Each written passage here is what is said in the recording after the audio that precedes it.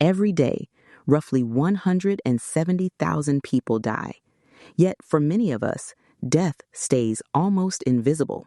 It happens behind hospital curtains, in nursing homes, or in rooms we enter only after the hardest part is over. So death becomes both completely ordinary and strangely unknown. That distance can make it more frightening. The less we understand and experience, the more imagination fills the blanks. But physicians, philosophers, theologians, and spiritual teachers have tried to bring death back into view, not to sensationalize it, but to make it less alien. So what is death? A biological shutdown? A journey? An ending? A beginning? Or a reorganization of everything we are? Let's look at several great thinkers who answer that question in very different ways. A grounded place to begin is Surgeon Sherwin Nuland, author of How We Die. Nuland wanted people to see death as part of nature, not as a mystery medicine can always defeat. From his medical perspective, death is usually not one instant, it is a process. When the body is dying, one system begins to fail: the heart, lungs, brain, immune system, or several at once. Circulation weakens, tissues receive less oxygen, mental clarity may fade. A person may become confused, restless, sleepy, or less responsive. As oxygen falls, consciousness often slips away. Breathing becomes irregular, blood pressure drops, the body cools. Eventually, the heart stops, and brain activity ceases soon after. Biologically, death is the end of the body's integrated functioning. Nuland's point is not that this is easy to watch. He argues that modern culture often romanticizes death as calm, clean, and perfectly dignified. Sometimes it is peaceful. Sometimes it involves pain, breathlessness, agitation, fear, or involuntary movement. But care matters. Medication, touch, music, presence, and skilled support can reduce suffering and bring comfort. For Nuland, understanding death biologically does not make life colder. It makes life more honest. Since we have limited control over when or how we die, dignity may come from the choices we make while living: whom we love, what we repair, what we say out loud, and what we stop postponing. That echoes palliative care nurse Bronnie Ware, who wrote about common regrets near the end of life. Many people did not regret failing to gain more status. They regretted not living authentically, not staying close to loved ones, not expressing feelings, and not choosing what mattered sooner. So Nuland's view is simple but powerful. Death is natural, and accepting that can redirect attention back toward life. But biology is not the only lens. Psychiatrist Raymond Moody approached death through near-death experiences. In Life After Life, Moody collected accounts from people who had come close to death and later revived. He helped popularize the phrase near-death experience. The stories often shared recurring features. Some people reported feeling separated from their bodies and observing the room from above. Many described calm or acceptance. Some said they encountered deceased loved ones.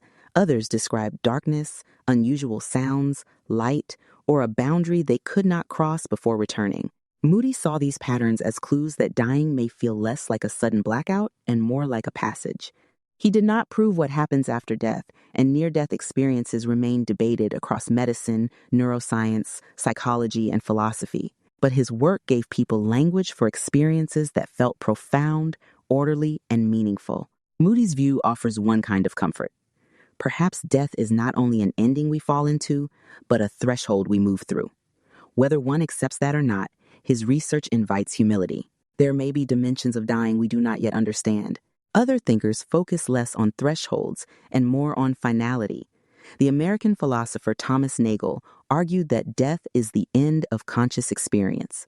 When you die, there is no longer a you having thoughts, sensations, worries, or pain. At first, that seems as if it should remove fear. If death contains no experience, then it cannot feel bad. You cannot suffer being dead, because there is no subject left to suffer. But Nagel asks a harder question. If death cannot be experienced, why does it still seem bad? His answer is that death is a loss. It deprives us of a future. It takes away the experiences, relationships, discoveries, projects, and ordinary mornings we might have had. In Nagel's view, death is not bad because it hurts after it happens. It is bad because it cuts off the goods of life. Even if we never notice the deprivation, something valuable has still been lost. Epicurus, the ancient Greek philosopher, begins from a similar assumption but reaches a calmer conclusion. For Epicurus, death is simply the absence of sensation. When we are alive, death is not here. When death is here, we are not. Therefore, he argues, death is nothing to us. This does not mean grief is nothing, or that dying is never difficult. It means being dead is not a condition we experience. Epicurus thought that if we understood this, we could loosen death's grip on our imagination. Nagel and Epicurus stand close together, but face different directions. Nagel says death matters because it deprives us of life. Epicurus says death should not terrify us because we will never experience it. One honors the tragedy of finitude, the other offers peace through clarity. Then there are thinkers who see death not as an ending, but as a beginning. C.S. Lewis, writing from a Christian perspective in Mere Christianity and other works, presents death as a doorway into eternal life with God. For Lewis, human longing for joy, beauty, love, and permanence points beyond this temporary world. Death is not the extinction of the self, but entrance into a fuller reality. Many religious traditions imagine death in similar broad terms, not disappearance, but transition. Different cultures describe that transition differently, and these beliefs should not be flattened into one story. But they share a common intuition. Visible life may not be the whole of existence. Plato, writing centuries earlier, also described death as release. In dialogues such as the Phaedo, he suggests that the soul is distinct from the body. The body can distract us with appetite, fear, pain, and illusion. Death frees the soul from those limits, allowing it to pursue truth more directly. To modern ears, Plato's view may feel strange. Many people today see body and self as inseparable, but his argument still raises an enduring question. Are we only the physical organism, or is there something about consciousness, reason, or personhood that cannot be reduced to the body? For both Lewis and Plato, how we live matters, because death does not erase meaning. It reveals it. Life becomes preparation, formation, and orientation toward what one believes comes next. Finally, consider the Buddhist monk Thich Nhat Hanh, whose view avoids a simple choice between ending and beginning. In No Death, No Fear, he argues that nothing truly disappears. Things change form. Look at a cloud. When it becomes rain, we may say the cloud is gone, but its water continues in the river, soil, tea, body, and leaf. The form has changed, but the elements remain in motion.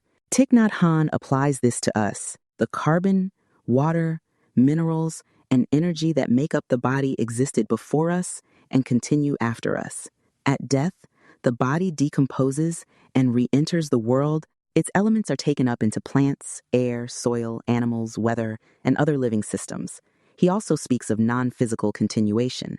Our words, actions, love, mistakes, teachings, and kindness ripple outward. A parent continues in a child's habits. A teacher continues in a student's questions. A friend continues in the courage they helped someone find. In this view, the self is not a sealed container that appears at birth and vanishes at death. It is more like a pattern temporarily gathered from the world, then redistributed back into it. So, where does this leave us? Newland shows death as a biological process and asks us to live honestly. Moody presents death as a possible journey and asks us to stay open to mystery. Nagel sees death as the loss of a future and reminds us why life is precious. Epicurus sees death as the absence of experience and asks us not to fear what we cannot feel. Lewis and Plato see death as a beginning and invite hope beyond the visible world.